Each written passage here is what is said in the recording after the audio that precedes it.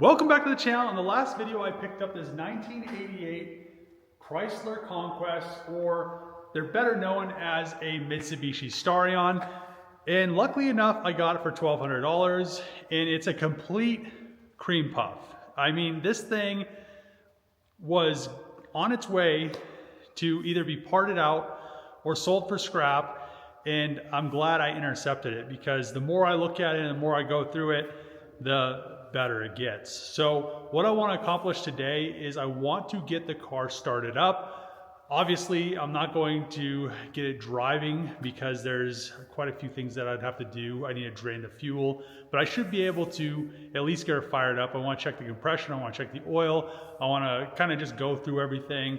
I also want to see if there's a drain plug in the fuel tank, because I'm sure it is full of bad gas, because the car had sat for 7 to 10 years, and that is pretty much the case with all the cars that I buy. They sit, they're projects, they never get finished, and then I go in and buy them and bring them back to life, which is awesome.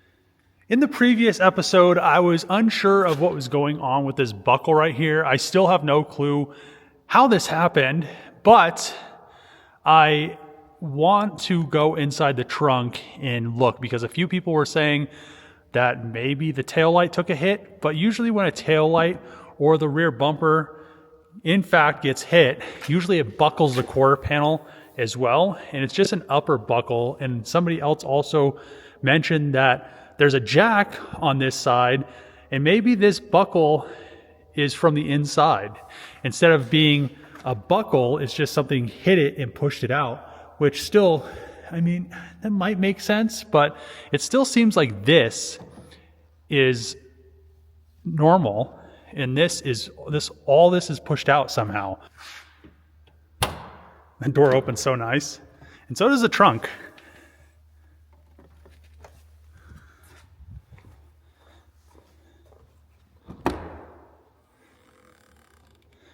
Oh, also one thing I noticed was the little clippies that hold this down were missing, and the guy shut the seal in the hatch. So I just laid this down for now so it doesn't get messed up anymore, because it's pretty much perfect, and so is all these pieces right here. But what I'm concerned about, let's not break this, just move this out of the way, and then in here is the jack. Geez, like the inside of the panel is painted too. This thing's so nice. I almost feel like, I don't know, maybe it's been resprayed before. So it would be right there. I can see the buckle. Not a buckle, it's but it definitely wasn't hit from the inside. You can kind of see in there. It definitely wasn't hit from the inside. You can see the jack right there. But yeah, I don't see any issues there. It doesn't look like there's any issues where the tail light mounts either, which even makes me more confused on how it happened. This back here looks great.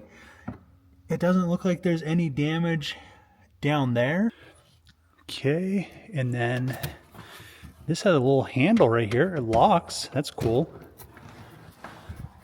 The spare tires there, and man, it looks great under here too. Yeah, it doesn't look like there's any damage down here. Usually if the car got hit, the bumper bolts are probably kind of similar to 240s, where this holds the whole crash bar in the rear and these shear off if it gets hit hard.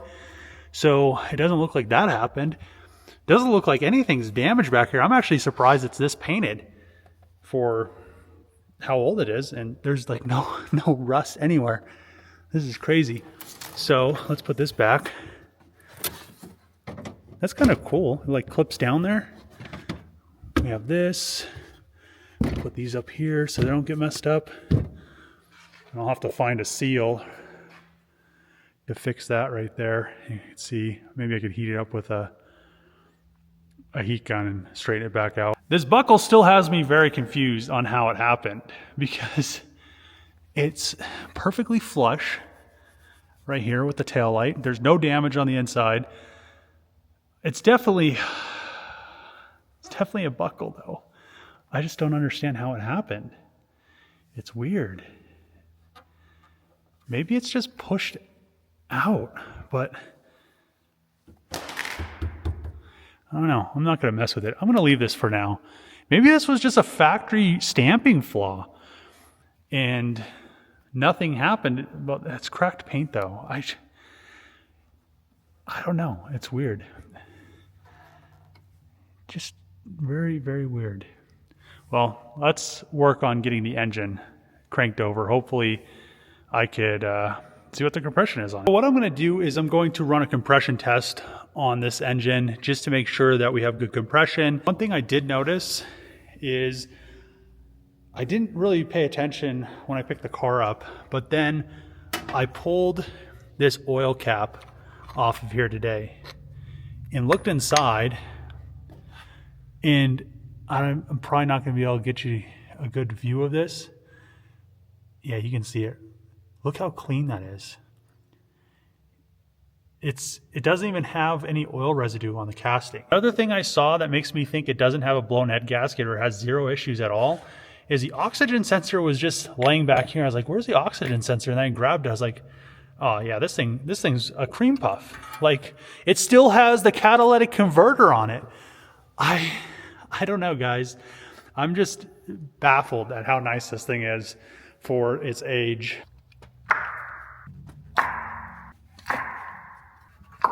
Are you guys seeing how nice this casting is on the head? Holy, the more I look at this thing, the more baffled I get. It has a little bit of oil down here. Looks like a sensor is leaking, but besides that, so clean.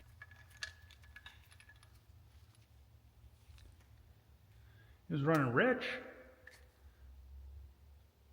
Definitely rich.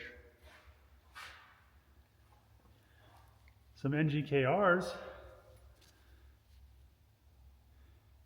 BPR 6EY, those are Kohler plugs. I should have brought my bore scope. Forgot all about it.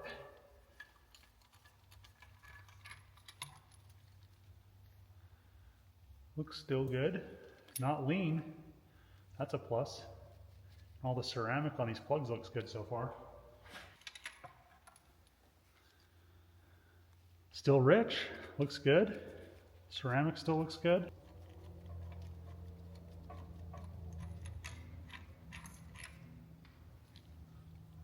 Still rich.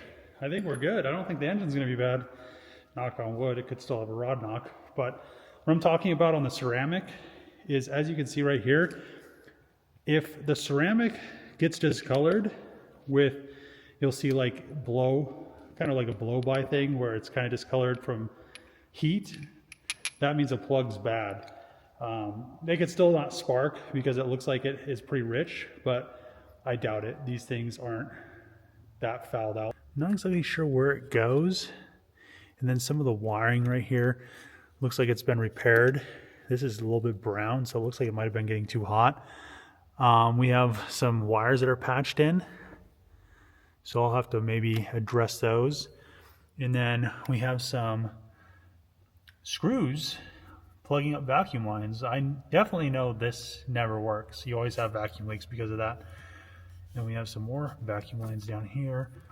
We have the distributor advance right there. It looks like it goes back without being spliced into, which is good. So before I go to try to crank this and then do a compression test, I want to hopefully find this line down here for the turbo feed. That's what I'm guessing that is. And then I could loop it up to the oil cap hole, just because I don't want a bunch of oil on the ground. Plus, without it running for the first time, or without it actually firing up, this will help build oil pressure with no load on it, or it won't go to like a crazy RPM. I really doubt it'll start, just because the fact that it probably has 7 to 10-year-old bad gas in it. I found the stock turbo feed. We might be able to get it to go somewhere. Maybe I'll just put it in a, pretty sure that's the way it goes. Yeah, it definitely is the way it goes. Luckily enough, I went and bought a drink, because now we have an oil catch.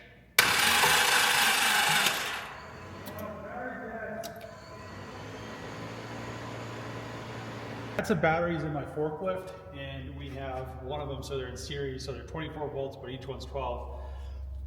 So let's try, and it's actually the right size. I think it's the correct battery for this car, but let's try to, kind of smell some bad gas. Let's try to do a compression test on her now.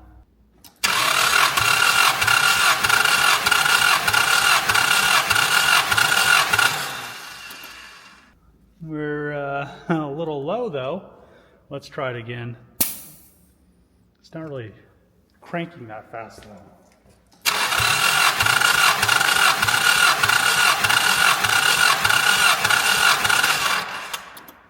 Same. So it has about 90 psi. Let's try it. A lot of people say you have to open the throttle body. Let's try that. I doubt it. It's gonna matter.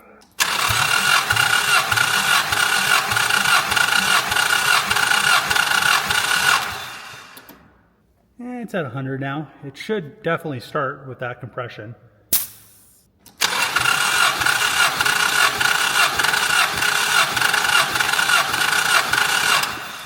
A little bit over 100. So I feel like once it runs, it's probably gonna increase quite a bit. I have no clue what these are supposed to be at.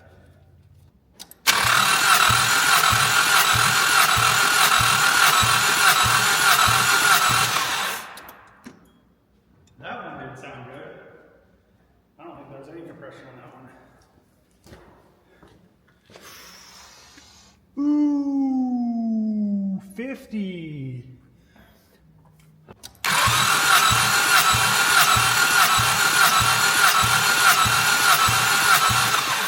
$60. Not much better though. It definitely should run though, but I'm guessing that brake boosting had some negative effects on the third cylinder. Let's see how the fourth one is.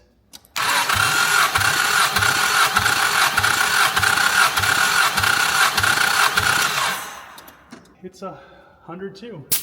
So we have 100, close to 100, close to 100, 50 or 60, and close to 100, like around 100, a little bit over. But it should run, but I'm guessing whatever happened to that third cylinder, it might, I'm gonna pull this. And one thing that I've seen happen before, especially on SRs, never messed with one of these before, but sometimes I'm guessing this is a single cam, sometimes those rockers pop off, and that would make low compression. And it only looks like there's 2 bolts holding the valve cover on.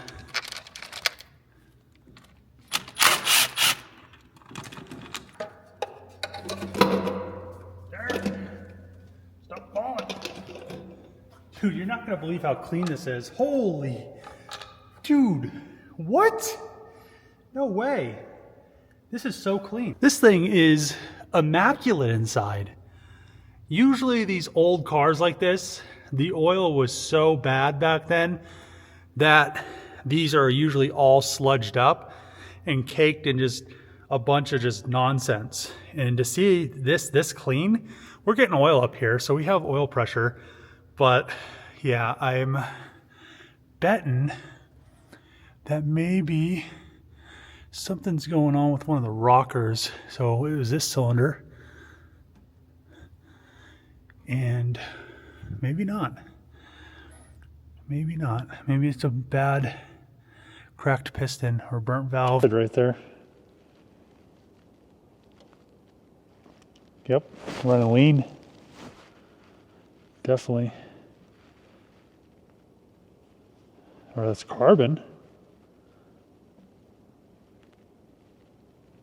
It looks like scoring though right there. Know what I mean?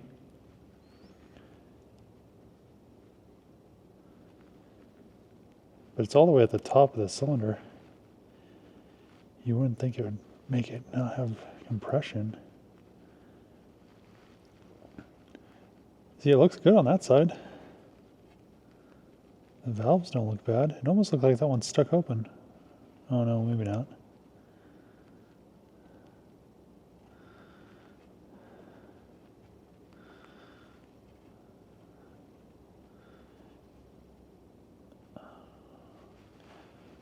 I could, does it go on both sides?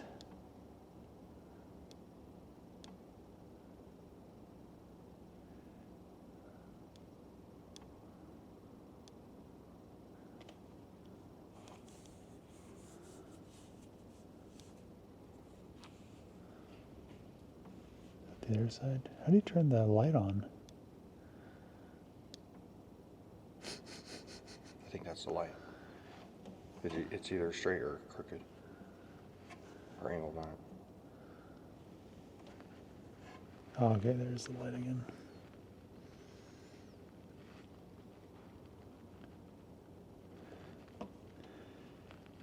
I just feel like that's detonation though.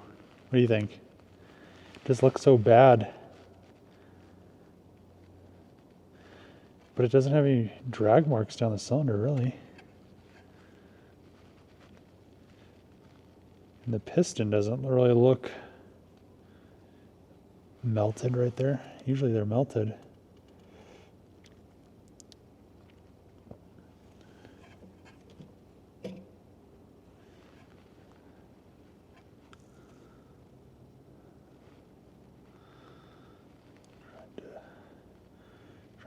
Turn so I can see that side. Look at that. It doesn't look like the piston's melted at all.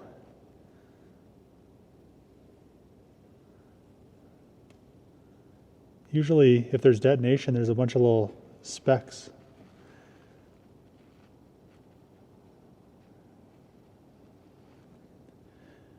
I mean, maybe there is and you just can't tell.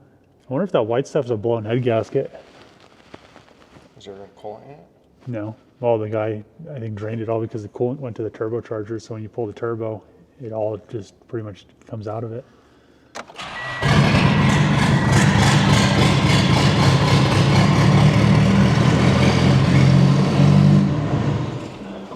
It sounds good.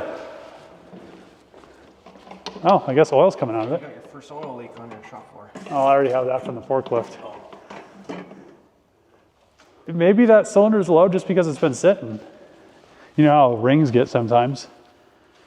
It didn't sound like it had a miss. It sounded like it had one at first and then it cleared out. Dude, I think this thing's gonna run fine. Try with the SEMA. It'd probably make it. Dude, it started up pretty quick. Like, it was like 3 cranks. I was waiting to crank it forever. So luckily enough, the Starion started up pretty much on the first try. It was like 3 cranks, fired up, but there's no turbo on the car. And I'm gonna have to end up most likely rebuilding that turbo that the guy gave me. He did give me a rebuild kit and I'll just kind of go from there. But because, well, one reason was because it was squirting oil and then the exhaust blew the bottle off and then it just poured a bunch of oil on the floor. But it didn't sound like it had a rod knock. It sounded like that third cylinder actually cleared up once it started to run for a few seconds. It was kind of like ba-da-da-da-da-da, and then it's like, and then it started squirting a bunch of oil after it blew the little bottle that was supposed to catch the oil off of it. So luckily enough, I think she's gonna be good. I was kind of disappointed about that 50 PSI, but sometimes when engines sit, especially with a valve open, that valve seating surface just kind of needs a beat, whatever material or carbon is on there. It looked like all the pistons were relatively clean, and I don't think we're gonna have any issues. If we do, most likely it's just gonna be a head gasket, unless that is a melted top of the part of the cylinder head. But it looked like there was even carbon on all the spark plugs. It didn't look like any of the cylinders were running lean. So I'm just gonna leave it at that. We'll put coolant in it in the next video, put the turbocharger on it, and take it for its first test drive. And hopefully it doesn't use a bunch of coolant, smoke out the exhaust, and blow a bunch of coolant out the exhaust like somebody's truck. Huh, Chris? Yeah, it's an expensive experience. Expensive. But I'm gonna end the video here. If you like these videos, make sure to click the subscribe button, throw a thumbs up, throw a comment below. As always, what do you say, Chris? Have a good day. Yeah, see you guys.